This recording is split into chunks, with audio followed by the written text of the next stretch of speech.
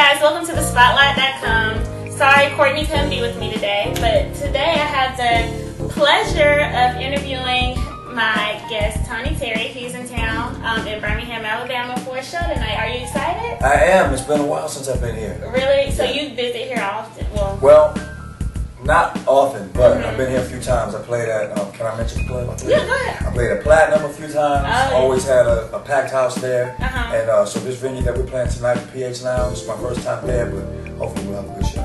You say you've come to Birmingham here and there. What do you think about Birmingham? No, I love Birmingham, but of course, unfortunately, you guys were just hit by some devastating tornadoes. Right. Well, I don't know where this is going to be seen, but I challenge any Tony Terry fans to make a donation for the cause and help people out. Please do. I mean, God forbid that it would happen to you or anybody that you know, but this is the time that we're supposed to pull together, I think, as a community and help each other out. You know, every dollar helps. So. What motivated you to start singing and to get into the entertainment business? What motivated me? Well, my grandmother was probably my inspiration because my mom can't sing. Although, sorry, Mom, she thinks she can. I try to too. My mother cannot carry a tune. But, my grandmother inspired me to sing, and I think that being in the music business really was just a natural progression because I've always been performing since I was a little kid. So it just made sense. I just never really thought about doing anything. Your song "When I'm With You." What was your inspiration to write that song? Was there someone that you were in love with that you were feeling at the time? That would have been nice, but that was not the case. Okay. It was written by a friend of mine, Raymond Reeder, who I went to high school with. And so there was this girl who I guess that I found out that we both had an affinity for. I didn't know he was liking her in high school, and I guess he didn't know that I was liking her because he actually wrote the song about her. Oh, wow. I didn't know that. And you like the same woman that he wrote the song about. Right, Okay. but I didn't know that he had written the song about her. When I heard the song, when I very first heard the song, I was in a situation where I was in a custody battle with my daughter. Okay. She was 9 months, I think, and I had just won custody of her. And so that song, I was kind of like, you know how it was, big chest. I was like, oh yeah. So I had my daughter, and the song just kind of said it all. I know that song is played at so many weddings. And It is. That I know when I get married, I'm gonna be listening to some "When I'm With You." Well, you know what? I guess I'm really lucky to have a song that's become a part of the fabric of people's lives. Right. I mean, that's really awesome.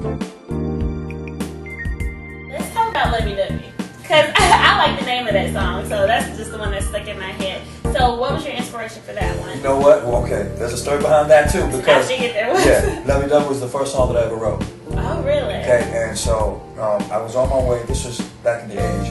We weren't even born yet. 87. It was 86. So when I got to the session, the producer that I was going to do the session with was working on a track for the group In Vogue, if you remember them.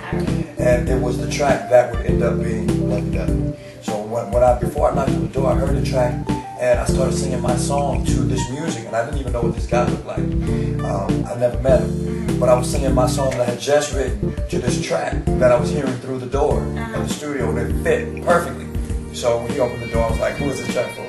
It's like, "This fit Vogue." I was like, "Man, the song that I wrote, this is the track. You gotta let me have it." Gave me the track, put it out, became I think #2 on the Billboard charts. Okay. That's exciting. So what did In Vogue think about that? You stole that track. I don't even know if they ever do. Sorry, girls. See, it worked out for you. It was yours. It was yours. They can't have it. So do you have any upcoming events or anything going on?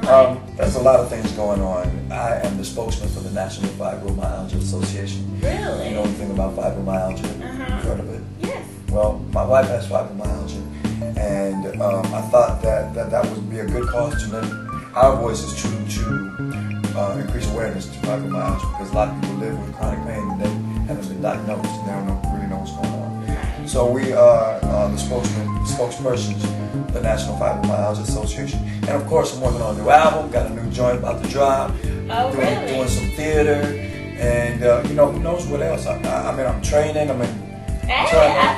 Alright, y'all. Y'all get your son. I got a little bit of look at me. No, I see that. I see that. might need a little bit more spinach, but I see something happening. That Sisterella was an urban spin on Cinderella. Right. And that was a piece that Michael Jackson actually produced. That is crazy. So you got to work for Michael Jackson. I did. And he would come and sit in the back with a mask on. He would come in, he would slip in after the show would start. So we played it in a showcase in New York. And he would come, slip into the back, watch, and then slip out right as we were doing the last song. So the cast could see him coming and going, but the audience never knew he was in the room. Really? How was, did you ever get... I never met him. You never got to talk to him or anything like that? So you don't know what the mask was about? No. Okay. No idea. So if someone wanted to give to the cause for the fibromyalgia, is there... Or even, not only give, but even to find out more information about fibromyalgia, they can check out fmaware.org. fmaware.org? Yeah, fmaware.org. And you can also hit me up. Okay. And, if you know someone that's living with fibromyalgia, we want to start a little support group. Because, right. It can be very stressful for families, especially the caregiver, the person who's taking care of the person who has fibromyalgia or any other kind of illness for that matter. Right. We just kind of want to let people know that we know that you're out there and that you're not alone. So if someone wanted to contact you to get together with the support group, how would they go about doing On that? Facebook, at Mr. Tony Terry, or Twitter, at Mr. Tony Terry. Okay, that's right. Well, Mr. Tony Terry, thank you so much. I'm so honored to have the privilege of interviewing you. Thank you so much. It's my pleasure. And a good interview. You could be the next Oprah. That's the plan. So watch out, Oprah. It's going to be Courtney. Okay, thank you so much. You're welcome.